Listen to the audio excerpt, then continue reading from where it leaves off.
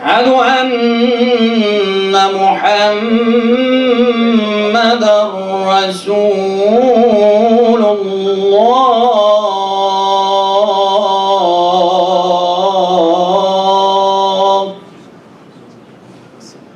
حي على الصلاة،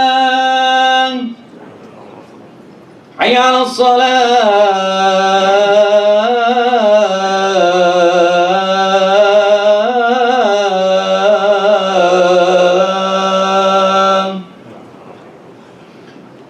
حي على الفلاح، حي على الفلاح.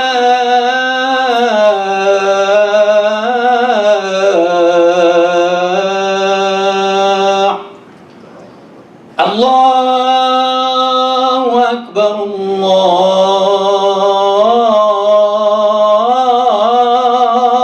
الله أكبر. لا إله إلا الله.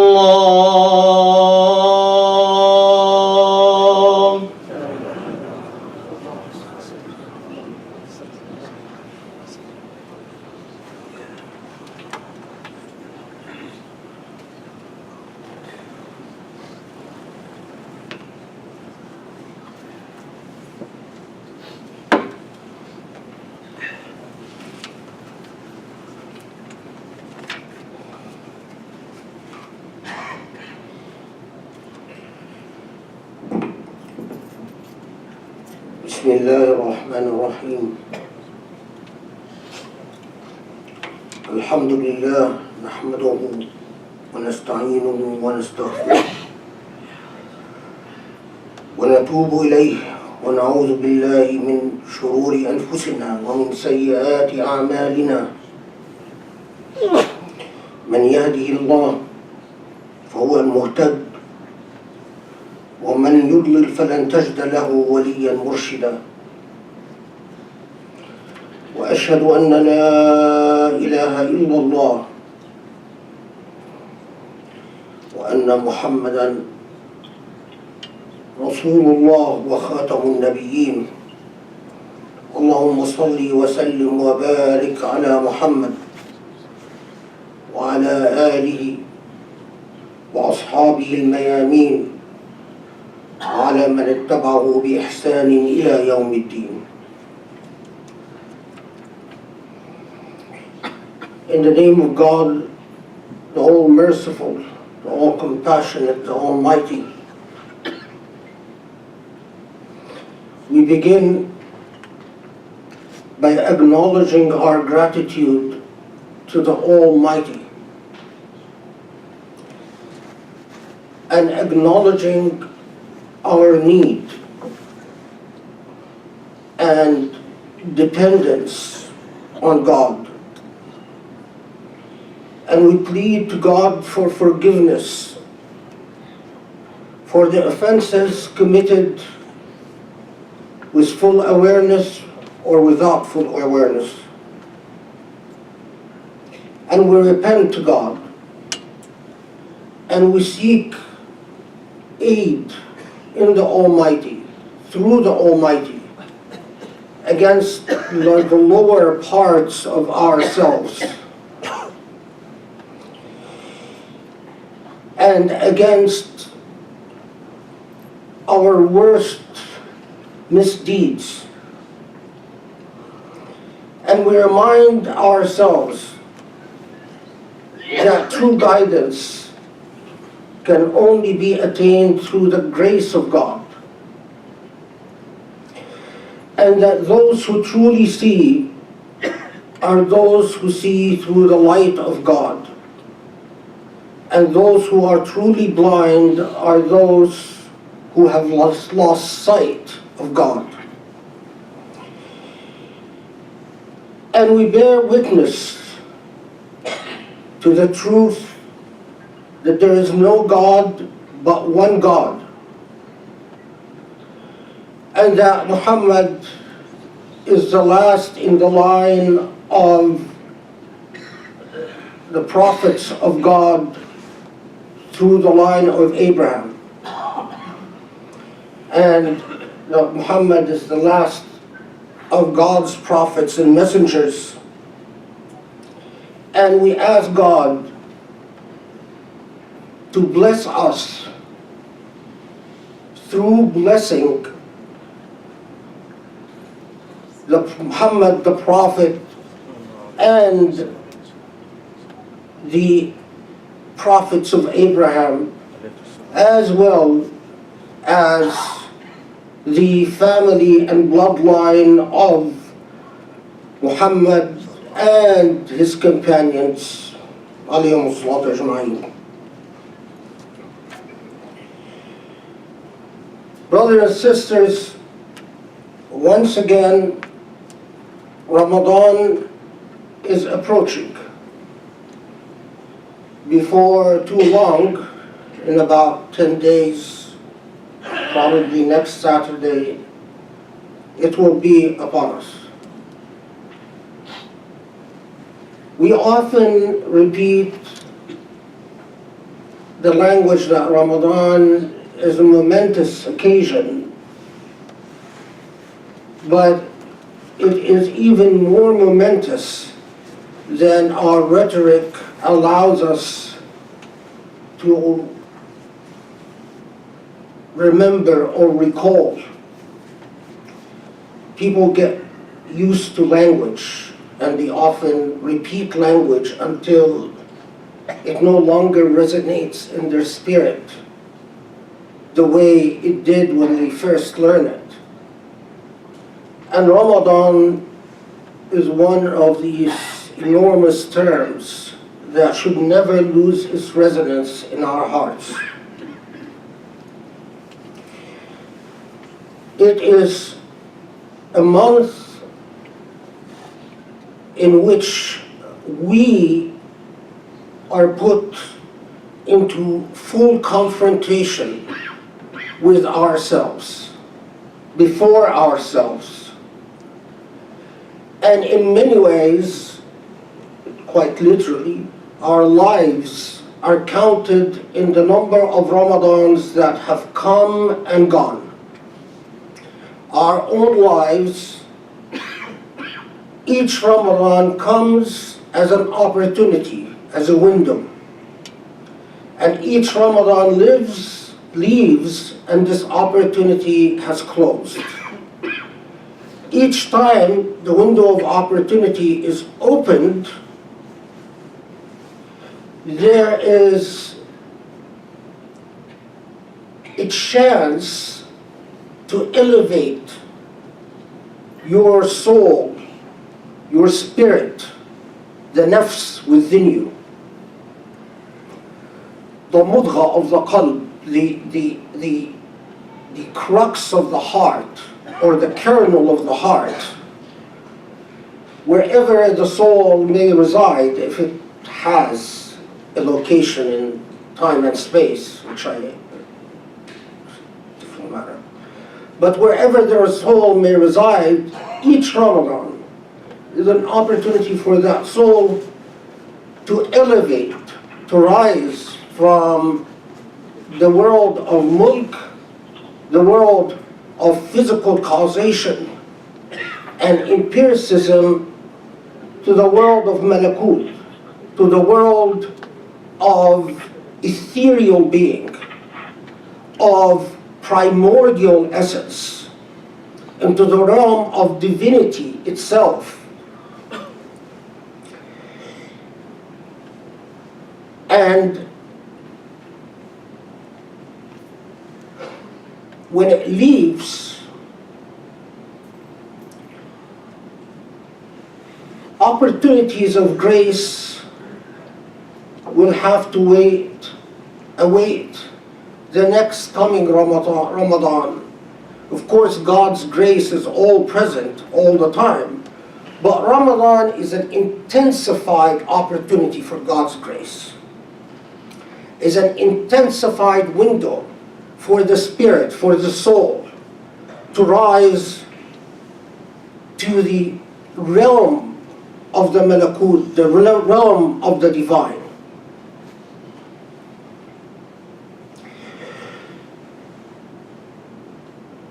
We all know that we fast the month of Ramadan. We abstain from food and drink and all forms of consumption. Most of us have been educated enough to know that we must make an added effort to refrain from all types of offenses committed by the tongue or by the eyes or by the ears. So all forms of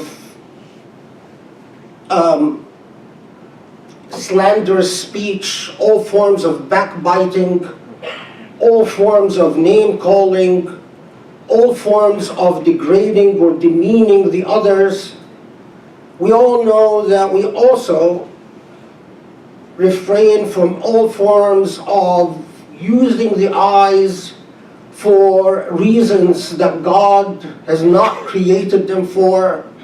So you make an added effort to use your eyes in what pleases your Lord, in reading the Word and the Testament of God, the Quran, in pursuing knowledge, in looking upon God's majesty, but in not demeaning your eyes by looking and grazing upon what you should not look and graze upon.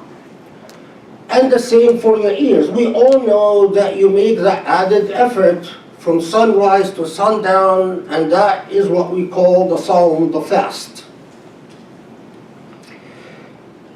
But we must remind ourselves of the very purpose of the fast, the very cause, the very reason for that month-long exercise, where we refrain from sunrise to sundown, from consumption and other forms of giving in to our sense of coveting,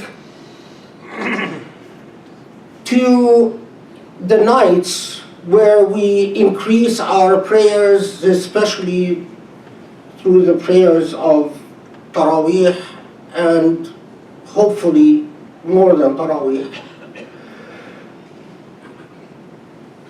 The key to remind ourselves of is that we affirm and acknowledge during the month of Ramadan a simple and essential and critical truth and reality. That we are more than simple and physical material beings. We are not a sum total of biological and physiological functions. We are not simply an electrical circuit of impulses. We are not simply a manifestation of the many other wonderful creations of God upon this earth, but we in ourselves bear a great trust. We bear the trust of nafasillah. We bear the trust of being the very breath of God. ألا في القلب مضغة إن فسدت فسد القلب كله. That, as the Prophet ﷺ said, a heart, within the heart there is a kernel, there is an essence. Some commentators and scholars say that this essence is the nafs, but they all agree that it is the rawh and the rayhan. It is the soul, the fragrance of being. Fragrance meaning the divinity of being.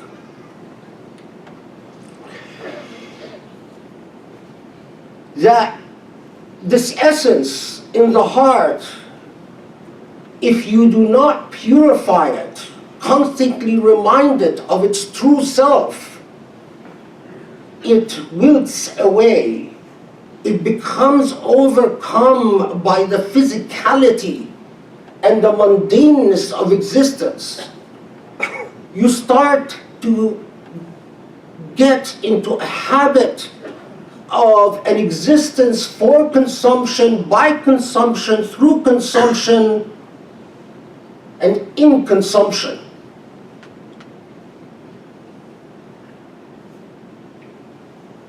You exist as, in a true sense, a consuming animal, a sum total of biological functions that constantly stimulate its sense of taste or a sense of hearing or a sense of sight, whether it is the various forms that we consume things through seeing, whether it's movies or games or whatever gives us vain pleasure to look at, or whatever we listen to in vanity and stimulate our biological functions, and whatever, and this is the biggest of all, whatever we consume for and through vanity in order to stimulate the senses of taste and please ourselves. Well, in Ramadan, you are drawn back to a stark reminder that no, the way Allah created you, God has consistently and persistently reminded you through the testament of the Quran and through the repeated teachings of the Prophet ﷺ that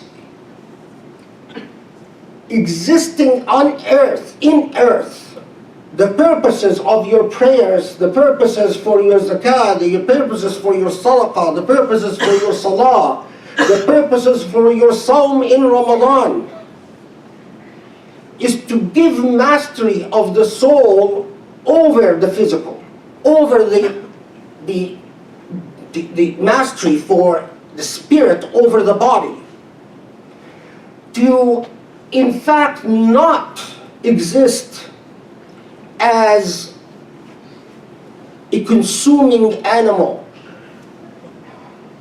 to learn to exist without and to refocus your energy from what is happening consistently around you in a material world to where you came from and where you are going to.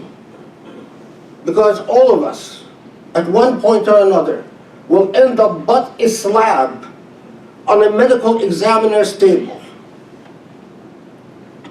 My sister is a medical examiner, and I know the way medical examiners look at bodies. And all of us will end up like that. But the whole point is that you are much more than that slab. And it is through each Ramadan that you gaze upon this body and say, you are neither my beginning nor end.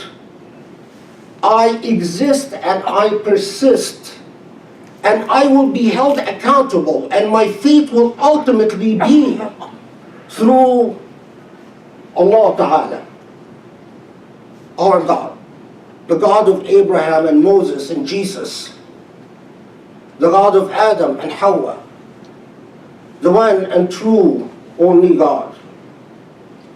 اللهم اغفر لنا واعف عنا اللهم استجب لكم.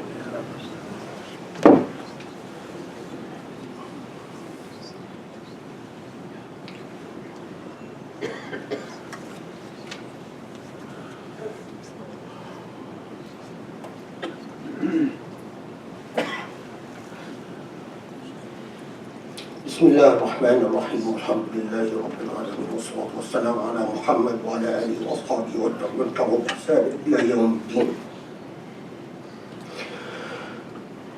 Brothers and sisters, I will remind it is a reminder to all of us, because I've heard repeatedly that, especially in the women's section, that during the khutbah there would be talking and people chatting and gossiping. I don't want to get into the jurisprudence of this, but let me just say that whether the khatib is me or anyone else, speaking during the khutbah might invalidate your entire Jum'ah. It's as if you came for no purpose at all. And the Prophet ﷺ and the sunnah of the companions was even to exercise particular restraint and even saying Assalamu alaikum and responding to it. As this Ramadan comes upon us, remember the hadith of the Prophet ﷺ,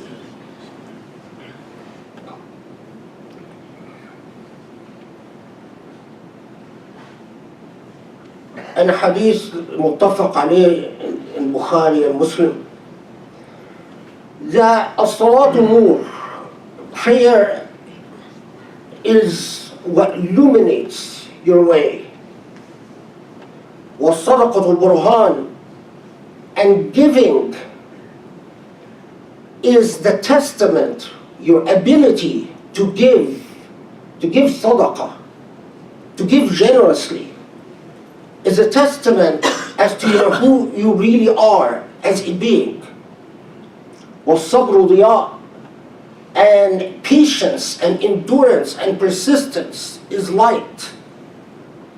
وَالْقُرْآنُ حُجَّةً لَكَ أَوْ عَلَيْكَ, and the Quran is ultimately a testament, and it's a testament in the final day either for you or against you.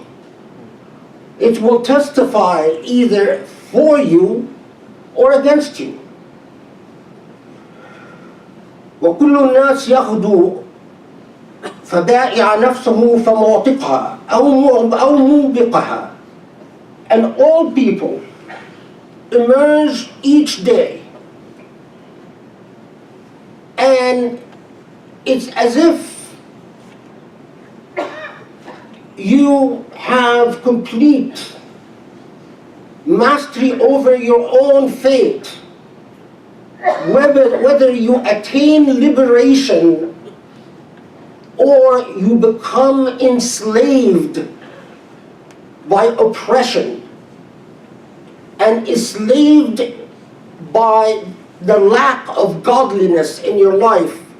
Either you attain liberation through elevating yourself beyond the material existence in which we are embedded in, or you become enslaved in it. Let us all remember that this hadith, if you recall it every day, can truly transform, if you remember it and think about it every day, it could transform your Ramadan. It's as if it's a roadmap. Salah is your luminosity. The more you do of it, the more you illuminate your path. And charity is the truth of what you are. The more you give, the more you affirm who you are as an upright human being, or whether as a human being who has betrayed the trust of Allah. And the more you are able to control your impulses, and that's what sabr is. That's what patience is. The control of impulses is the light of your life. And the more you embrace the Quran and make it your companion during Ramadan, the more it will be a testament for you, not against you, in the final day. And the more Ramadan becomes an exercise in liberating yourself from the physiological mundaneness of existence, to recalling the beauty and the incredible majesty and the incredible miraculousness of the creation of humanity and of each individual human being, the hurma, the true honor of each individual human being. The more you are able to embrace that, the more you liberate self through Ramadan, rather than